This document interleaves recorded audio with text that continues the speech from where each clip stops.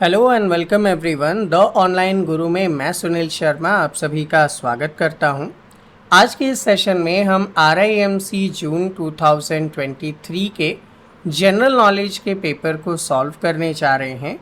And जैसा कि आप सभी जानते हैं कि प्रीवियस ईयर क्वेश्चन पेपर से भी कई बार आपके अपकमिंग एग्जाम्स में क्वेश्चंस पूछे जाते रहे हैं और इससे आपको एक एग्ज़ाम के लेवल का आइडिया मिलता है। तो आप डेफिनेटली अपकमिंग जो भी आपका एग्ज़ाम होगा वहाँ पे आप इससे हेल्प ले सकते हैं एंड मोस्ट प्रॉबेबली आपको यहाँ से भी कुछ क्वेश्चंस वहाँ आते हुए देखने को मिल जाएंगे। तो ऐसे ही रेगुलर सेशंस मैं आप लोगों के लिए लेकर आता हूँ। इन सभी को देखने के लिए चैनल को सब्सक्राइब कर बेल आइकन प्रेस कीजिएगा ताकि टाइमली जो भी मैं नोटिफिकेशन अपलोड करता हूँ वीडियो उनके आपको टाइमली मिल सकें। चलिए आज का सेशन स्टार्ट करें। उससे पहले आप सभी को इन्फॉर्म करना चाहूँगा हमारे तरफ से Sainik school, military school, RIMC, Gurukul, ओ गुरु and various other entrance exams के लिए ऑनलाइन लाइव क्लासेस अवेलेबल है। अगर आप हमारे साथ जुड़कर प्रिपेयर करना चाहते हैं तो 7737653468 पर आप मुझसे कांटेक्ट कर सकते हैं। सबसे फर्स्ट क्वेश्चन पे आते हैं। पहला क्वेश्चन आपसे पूछा गया है, what is the smallest bone in the human body. तो देखिए आप सभी को पता होगा कि हमारे बॉडी में ईयर की अगर मैं बात करता हूँ तो ईयर में एक बोन अवेलेबल है मिडल ईयर में जिसका नाम है स्टेपिस। तो स्टेपिस जो है वो हमारी बॉडी का सबसे छोटा या स्मॉलेस्ट बोन है। इसकी जगह साथ में एक और चीज़ याद रखिएगा, अगर आपसे पूछा जाता है कि भैया लॉन्गेस्ट बोन क्या है तो देखो लॉन्गेस्ट बोन में आप याद रख लीजिएगा फीमर। ठीक है, फीमर आपकी बॉडी का सबसे लॉन्गेस्ट बोन है। एंड अब आपसे एक क्वेश्चन पूछता हूँ, हमारी बॉडी में टोटल कितने बोन्स अवेलेबल होते हैं, आप कमेंट सेक्शन में कमेंट कीजिए। नेक्स्ट क्वेश्चन है, what is the chemical formula of table salt. देखो यहाँ पे कुछ ऑप्शंस दिए हैं, वन बाय वन सारे ऑप्शंस को चेक कर लेते हैं। पहला ऑप्शन दिया है H2SO4। H2SO4 जो है इसे बोला जाता है सल्फ्यूरिक एसिड। ठीक है, सल्फ्यूरिक एसिड एक टाइप का मिनरल है जो हम लोग यूज़ करते हैं। नेक्स्ट आपके पास ऑप्शन में दिया है HNO3।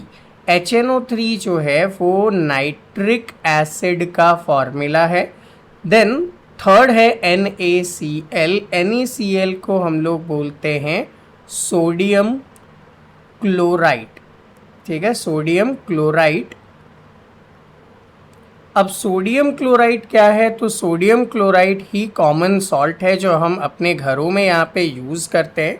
तो आपका आंसर होगा option number C, sodium chloride और NaCl। जबकि लास्ट यहाँ पे दिया हुआ है K2CO3। K2CO3 को बोला जाता है पोटेशियम कार्बोनेट। ठीक है, पोटेशियम कार्बोनेट ये एक टाइप का अल्कलाइन फॉर्म करने में हेल्प करता है। तो ये सारे हमारे पास इंपॉर्टेंट केमिकल्स आ जाएंगे। नेक्स्ट क्वेश्चन में पूछा गया है, which is the following is not a green house gas. तो पहली चीज़ आपको ये पता होनी चाहिए कि ग्रीन हाउस गैस होते क्या है। तो जैसे ये एग्जाम्पल के लिए सन है, सन से रेडिएशंस आते हैं, हम यहाँ पे अर्थ पे रह रहे हैं और अर्थ के ऊपर एक एटमॉस्फेयर है। तो एटमॉस्फेयर से क्या होता है, जब ये रेडिएशंस आए टकरा के वापस जाते हैं, लेकिन इसी एटमॉस्फेयर में कुछ गैसेस प्रेजेंट हो जाए जो इसको रिफ्लेक्ट बैक करने से रोक लेते हैं और वापस अर्थ पे आ जाता है। That is named as green house gas, greenhouse effect. अब इसके लिए जो गैसेस रिस्पॉन्सिबल हैं वो कौन कौन सी गैसेस हैं, तो देखिए कार्बन डाइऑक्साइड यानी कि CO2, मीथेन यानी कि CH4, इसके अलावा जो है नाइट्रस ऑक्साइड, ये भी एक हार्मफुल ग्रीन हाउस गैस में काउंट होता है।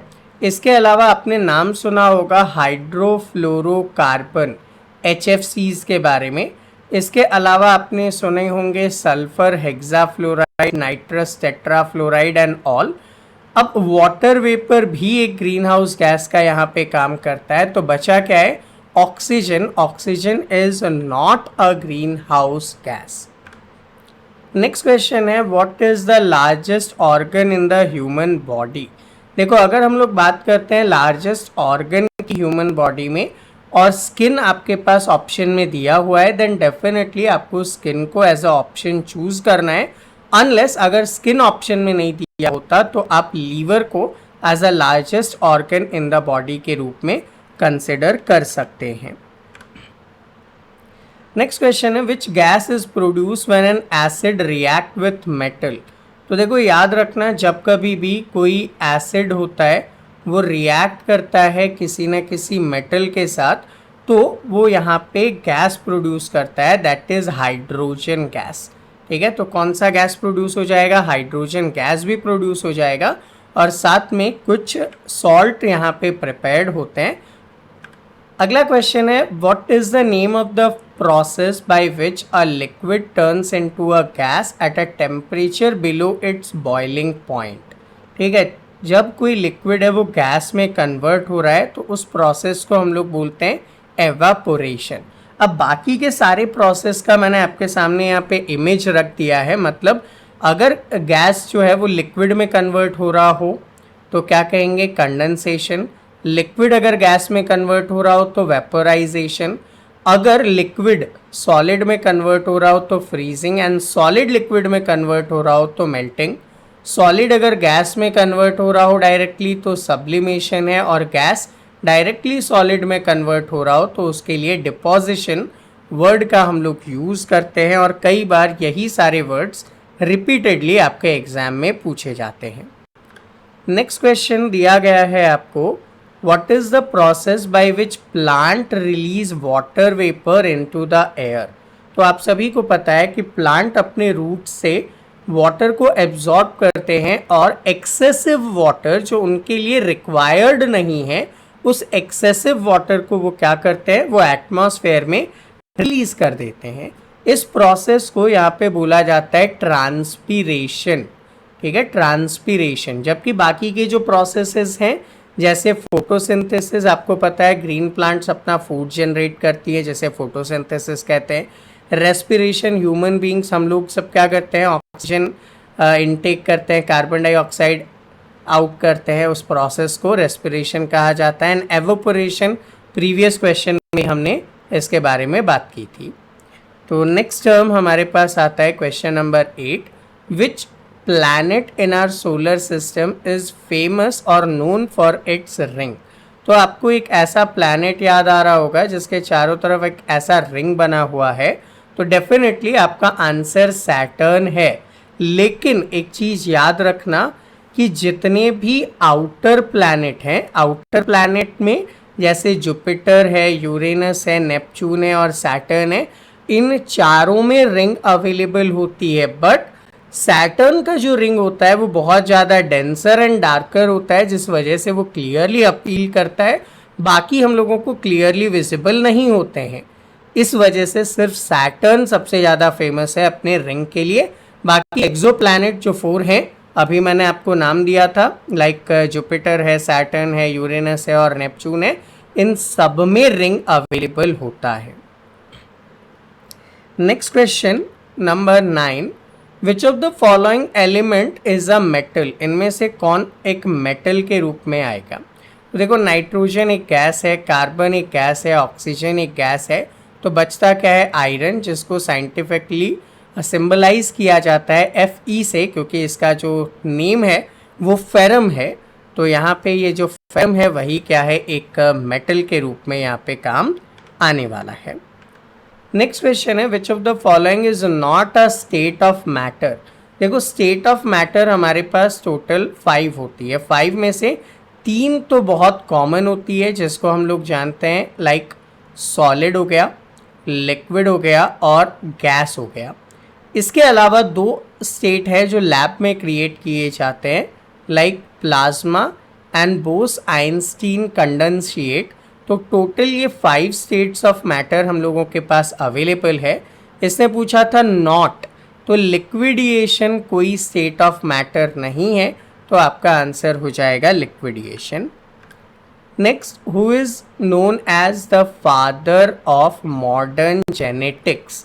तो देखिए मॉडर्न जेनेटिक्स की अगर हम लोग बात करते हैं तो ग्रेगर जॉन मेंडल नाम के जो पर्सन हैं, ये वो पर्सन थे जिन्होंने पाइसम सैटाइवम यानी कि फार्म पीस के ऊपर एक्सपेरिमेंट किया था और उनके जेनेटिक्स को एक्सप्लेन करने का काम किया था। इस वजह से ग्रेगर जॉन मेंडल, या सिर्फ मेंडल भी कई बार कहा जाता है, इन्हें हम फादर ऑफ मॉडर्न जेनेटिक्स के रूप में जानते हैं।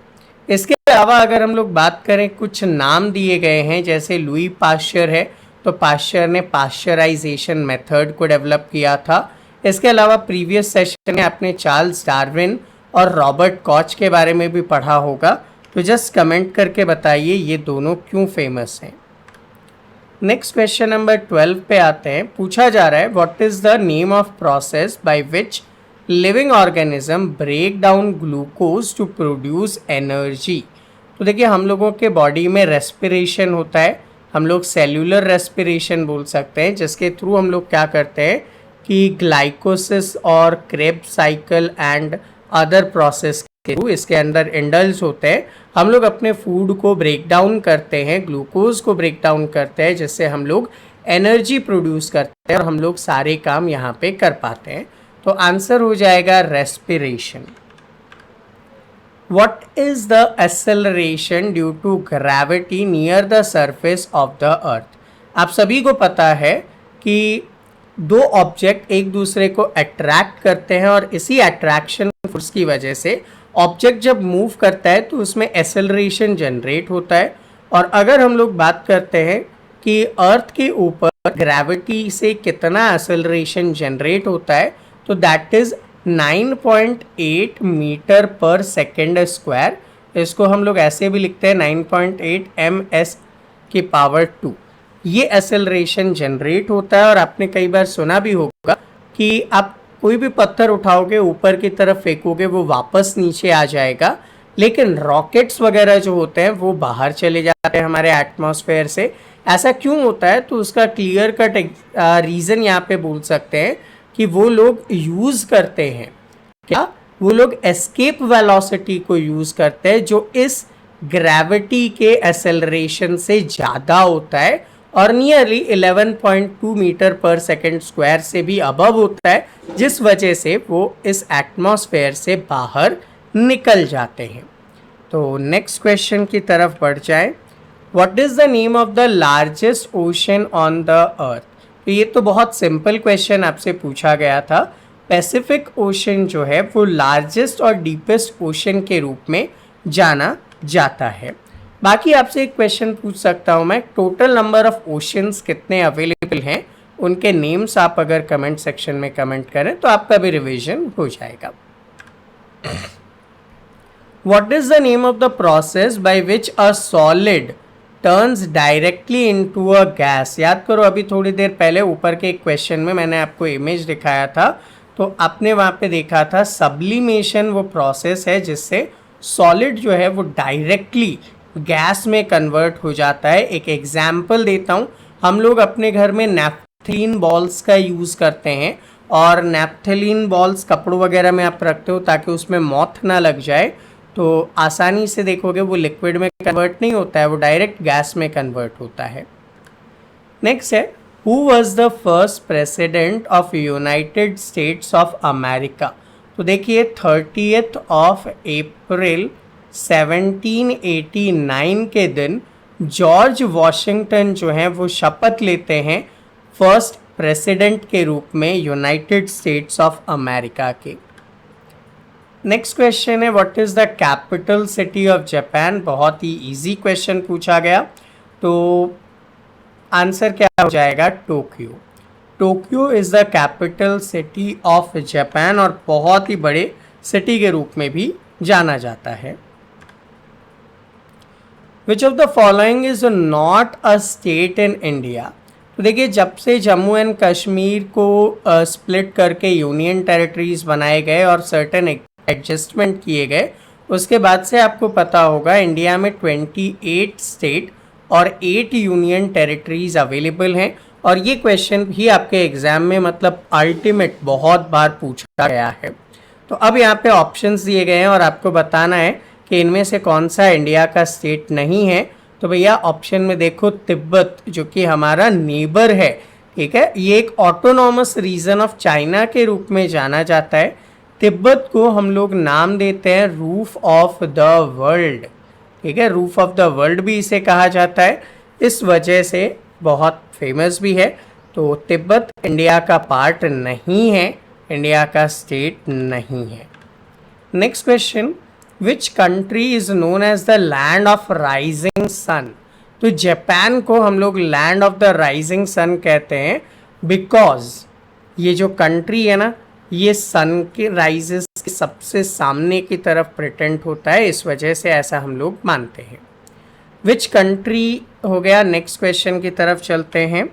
तो अगला क्वेश्चन है, in which year did India gain independence from British colonial rule. मतलब इससे इजी क्वेश्चन तो आपसे कोई क्या ही पूछेगा।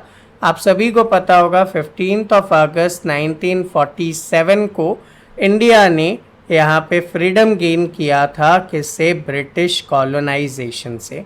तो आंसर क्या है, 1947 आपका आंसर है। Which of the following is not one of the 3 branch of US government? US government की बात करें तो देखिए 3 ब्रांचेस हैं। एक ब्रांच उनका लेजिस्लेटिव है जो कि लॉ फॉर्म करता है, दूसरा ब्रांच है एग्जीक्यूटिव जो लॉ को एग्जीक्यूट करता है, एंड थर्ड ब्रांच होता है जुडिशियल जो वहाँ पे प्रॉब्लम्स को सॉर्ट आउट करने में काम करेगा। तो कौन सा उनका ब्रांच नहीं है, तो military is not the branch of.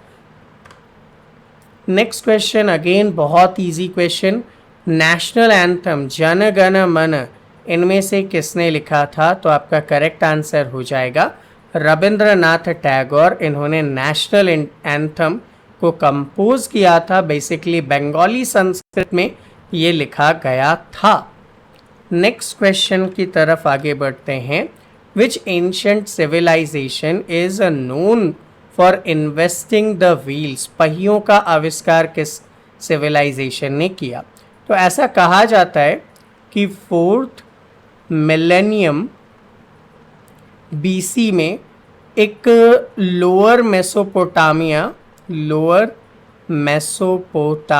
Civilisation थी, जिन्होंने क्या किया था, सुमेरियन पीपल्स वहाँ पे रहते थे, उन्होंने एक्सेल और वुड का यूज़ करते हुए एक सर्कुलर डिस्क बनाया था जिसको हम लोग व्हील्स के रूप में जानते हैं।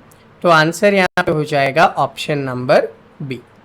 Next question, which of the following is not one of the 7 wonders of the ancient world. देखिए एंशिएंट वर्ल्ड में 7 वंडर्स कौन कौन से थे। तो great pyramid of Giza Egypt में है, करेक्ट है, ये एक है। नेक्स्ट यहाँ पे अगर हम बात करते हैं the hanging garden of Babylon, तो हैंगिंग गार्डन ऑफ बेबीलोन भी आता है। इसके बाद अगर हम लोग बात करें कोलेसिल ऑफ रोड्स, जो बेसिकली कहाँ पे, टर्की में है, ये भी 7 वंडर्स का पार्ट है। तो आईफल टावर एंशिएंट 7 वंडर्स का पार्ट नहीं है। तो कौन कौन से थे वो प्लेसेस, मैं उनके नाम लिख देना चाहूँगा। Number 1 the great pyramid of Giza जो कि इजिप्ट में है। Number 2 the Colossus of Rhodes जो कि टर्की में अवेलेबल है। फिर इसके बाद number 3 the hanging garden of Babylon है। नंबर 4 आप नोट डाउन कीजिएगा, लाइट हाउस ऑफ अलेक्जेंड्रिया, ये भी कहाँ पे है, इजिप्ट में है।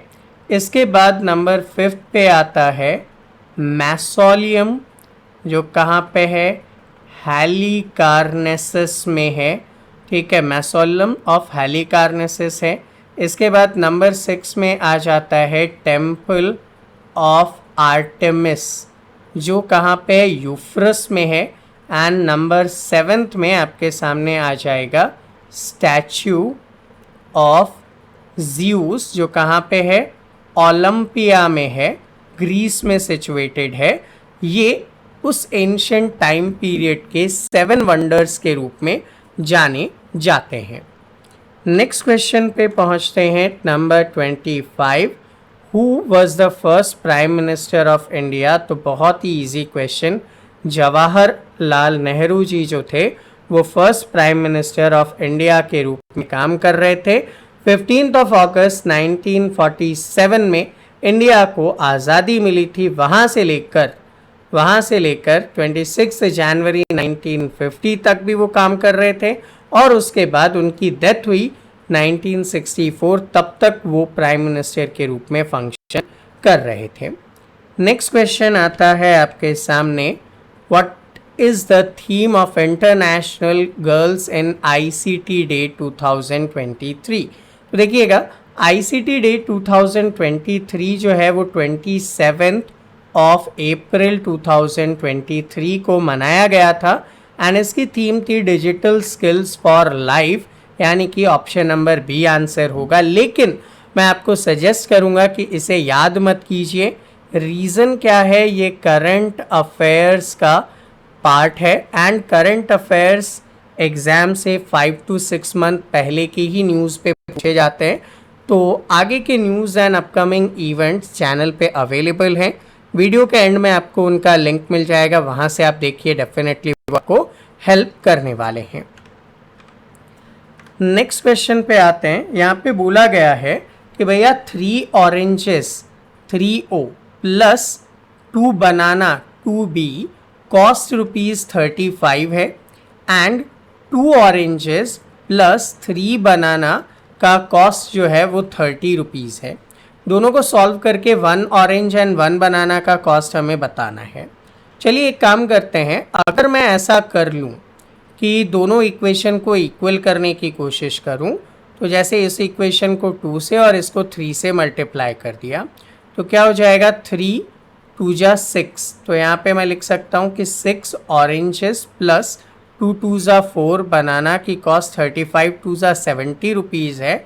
6 ऑरेंजेस प्लस 9 बनाना की कॉस्ट जो हो जाएगी वो 90 हो जाएगी। दोनों को सब्ट्रैक्ट करेंगे तो ऑरेंजेस चले गए, 9 1 10 10 और 3 13 बनाना की कॉस्ट कितनी हो जाएगी, ₹160। तो 1 बनाना की कॉस्ट है 160/13 अब ऐसे ही इस कॉस्ट को अगर आप यूज़ कर लेते हैं, ठीक है, इस कॉस्ट को अगर आप क्या कर लेते हैं, यूज़ कर लेते हैं, दूसरी जगह पे इसकी वैल्यू प्लेस कर दें तो भी आपको यहाँ पे आंसर मिल जाएगा। जैसे फॉर एन एग्जाम्पल इसको अगर और इजी कर सकते हो तो चेक करते हैं। देखिए 3 ऑरेंज और 2 बनाना मिलके ₹35 का था, तो 3O plus 2B, then 2 oranges and 3 banana 2O plus 3B मिला के यहाँ पे हो गए थे ₹30 एंड देन यहाँ पे हम लोगों को इनकी वैल्यू निकालनी थी, तो हम ऐसा कर सकते हैं ना कि इनको माइनस कर दें। अगर तो इक्वल कर दिया पहले तो 2 और 3 से मल्टीप्लाई करके, तो 3 2 जा 6 2 2 जा 4 एंड 35 2 जा 70 3 2 जा 6 0 प्लस 3 3 जा 9 B इज इक्वल्स टू 90। इन दोनों को हमने क्या किया, सब्ट्रैक्ट किया एंड सब्ट्रैक्ट करते हैं ना, तो देखो यहाँ पे एक गड़बड़ की, यहाँ पे माइनस का सिंबल भी तो आएगा, ये दोनों कट गए, तो यहाँ पे आंसर कितना होने वाला है, माइनस में आएगा आंसर। जस्ट अ सेकेंड, एक अपडेशन कर देता हूँ मैं यहाँ पे।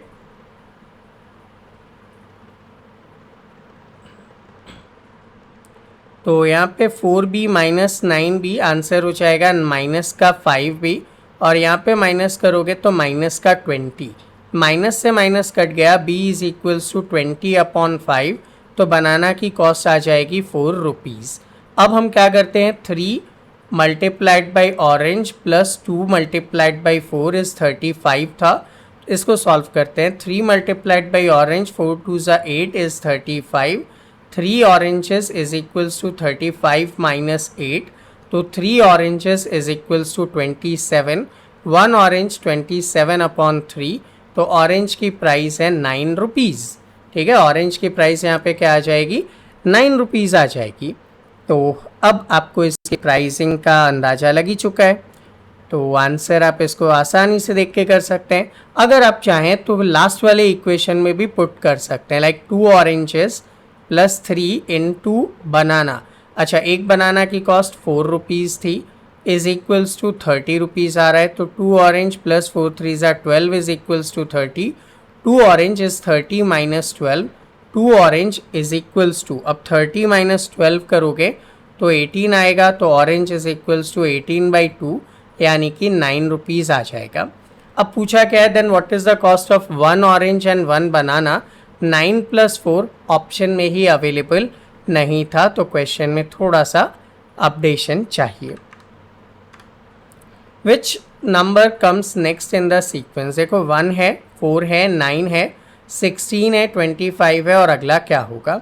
तो ऐसा कर सकते हैं ना, ये 1 का स्क्वायर, ये 2 का स्क्वायर, ये 3 का स्क्वायर, ये 4 का स्क्वायर, ये 5 का स्क्वायर, तो 6 का स्क्वायर 36 हमारा यहाँ पे आंसर हो जाएगा।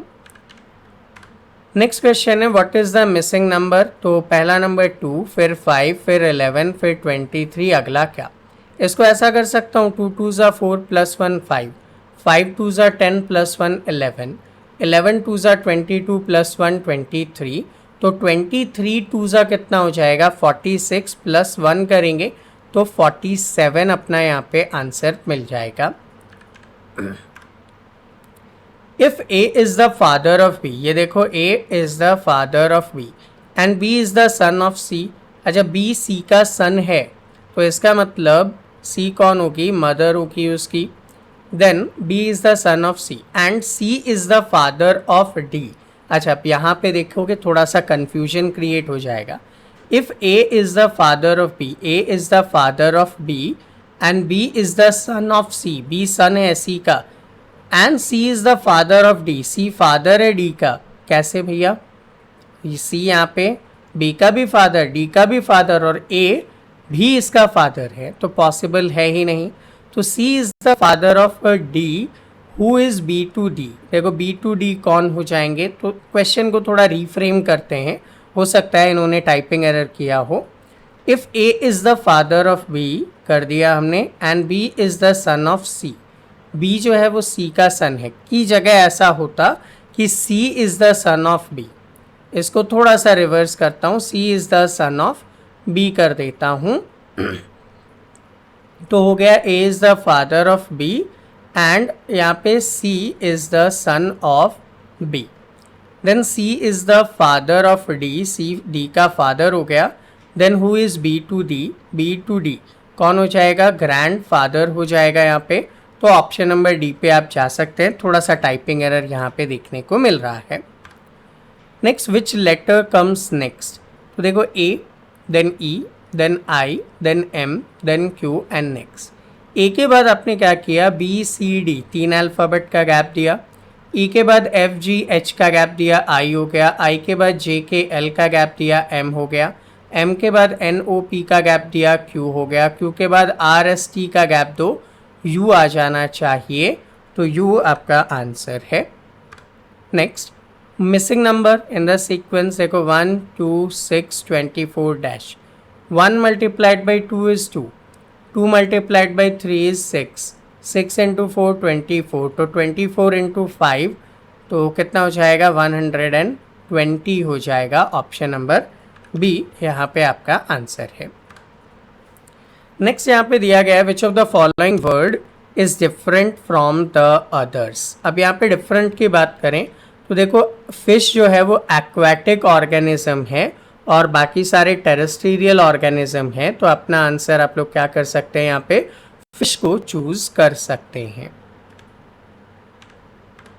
विच of the following number is the odd one out. इनमें से ऑड नंबर आपको देना है। तो देखो ये है 3 का स्क्वायर 9, ये है 3 का क्यूब, ये है 4 का क्यूब और ये है 5 का क्यूब। तो बाकी सारे क्यूब हैं और 9 क्या है, स्क्वायर है, तो 9 यहाँ पे इन सब से अलग हो जाएगा। Next which one of the following is a synonym of conundrum. देखो कॉनेंड्रम का मतलब होता है डिफ़िकल्ट प्रॉब्लम। अब डिफ़िकल्ट प्रॉब्लम को हम लोग रिडल के रूप में यूज़ कर सकते हैं, तो अपना आंसर आप लोग कर दीजिएगा रिडल। नेक्स्ट क्वेश्चन देखो स्क्वायर सर्कल ट्राइंगल, फिर से स्क्वायर सर्कल ट्राइंगल, फिर से स्क्वायर सर्कल, तो अगला क्या आना चाहिए, ट्राइंगल आ जाना चाहिए।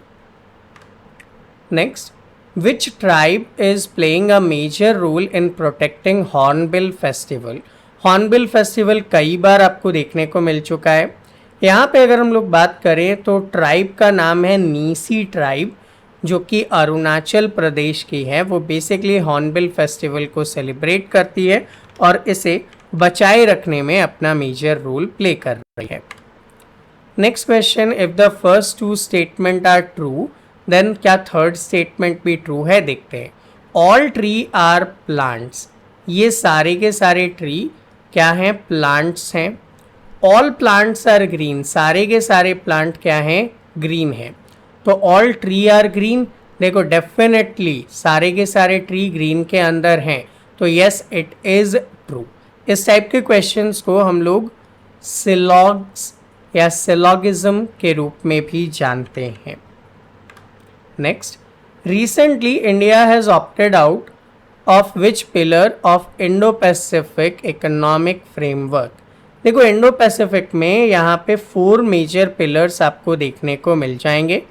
Pillar number 1 related to trade है, pillar number 2 related to supply chain है, पिलर नंबर 3 क्लीन इकोनॉमी है एंड पिलर नंबर 4 यहाँ पे आ जाएगा फेयर इकोनॉमी। अब इंडिया ने ज्वाइन किया पिलर नंबर 2, 3 एंड 4, 1 को इंडिया ने ऑप्ट आउट किया है, तो आंसर होगा ऑप्शन नंबर ए। लेकिन अगेन ये क्या है? ये करंट अफेयर्स का पार्ट है, तो इस पे लूट नहीं लेना है। रीसेंट करंट अफेयर्स चैनल पे अवेलेबल है, सब्सक्राइब करो, बेल आइकन प्रेस करो ताकि टाइमली आपको उनका नोटिफिकेशन मिल सके। नेक्स्ट है, विच of the following is the opposite of brave? भैया ब्रेव बहादुर, बहादुर का अपोजिट कायर, तो टिमिड यहाँ पे आपका आंसर हो जाएगा। सो स्टूडेंट, ये था हमारा आज का सेशन। पार्ट 1 हमने कंप्लीट किया, देन पार्ट 2 आपके लिए जल्द ही अवेलेबल हो जाएगा। आप इस वीडियो को देखें, समझें। डेफिनेटली अगर आपको इस वीडियो से कोई हेल्प मिलती है तो वीडियो को लाइक और शेयर डेफिनेटली कीजिएगा। एंड हमारे तरफ से ऑनलाइन क्लासेस भी अवेलेबल हैं वेरियस अदर एंट्रेंस एग्जाम्स के लिए भी। अगर आप मेरे साथ जुड़कर लाइव क्लासेस के थ्रू प्रिपेयर करना चाहते हैं तो 7737653468 पर आप मुझसे कांटेक्ट कर सकते हैं। मिलते हैं आपसे अगले सेशन में, तब तक के लिए जय हिंद।